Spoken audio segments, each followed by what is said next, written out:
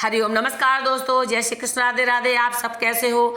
आप सब सुखी रहें, स्वस्थ रहें, सम्मानित जीवन जिएं, यही भगवान से हम प्रार्थना करते हैं। तो चलिए इस वीडियो में एक नया प्राणायाम आपको सिखा रही हूँ। अनुलोम विलोम।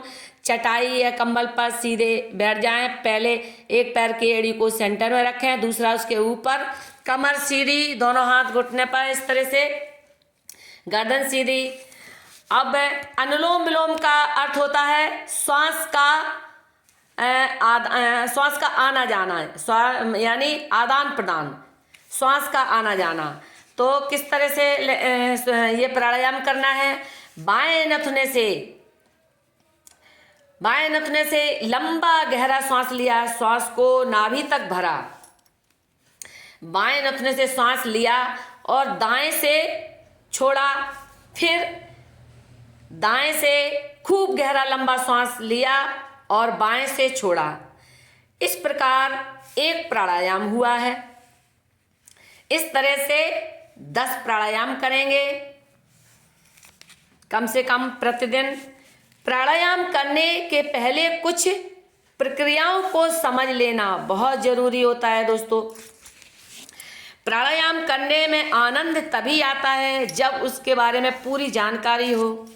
सही तरीके से प्राणायाम करने के अनेक प्रकार के फायदे होते हैं।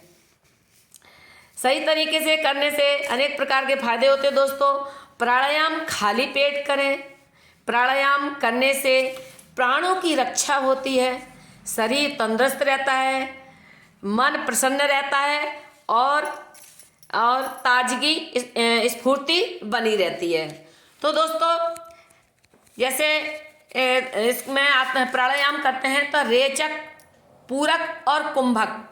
रेचक का मतलब होता है श्वास को छोड़ना, पूरक का मतलब होता है श्वास को भीतर लेना, कुंभक यानी श्वास को बाहर और अंदर रोकना।